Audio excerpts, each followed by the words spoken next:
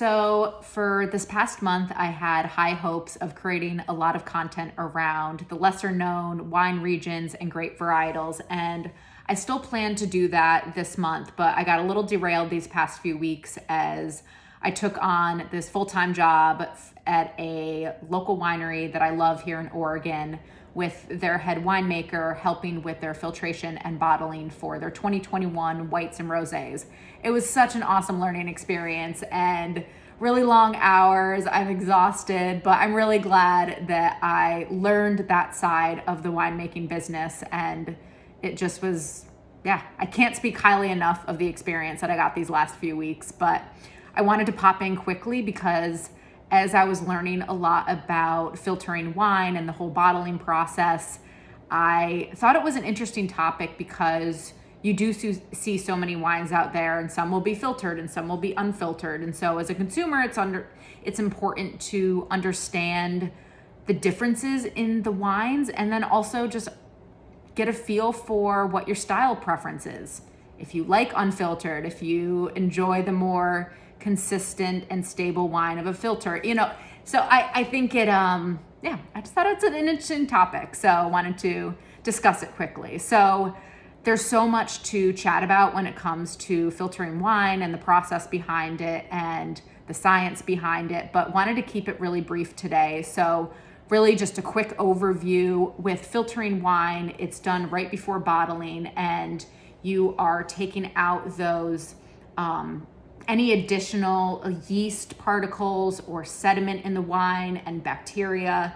And the argument is that it may create a more clear wine, although honestly, I have in my hand here, I have on this side, I have a filtered wine or an unfiltered wine, and then this side is a filtered wine. And really, both of them are fairly clear. They're, the clarity is great in both glasses. And so I think a lot of times the clarity is not impacted too much with filtering versus unfiltering, but there are instances where an unfiltered wine may be a little more cloudy than a filtered wine. But at the end of the day, the whole objective around filtering a wine is to make it more stable and to protect it in bottle from any harmful bacteria, and just any particles that could be harmful in the aging process once it does go into bottle. And a lot of winemakers will choose to filter wine to have a more consistent product from bottle to bottle.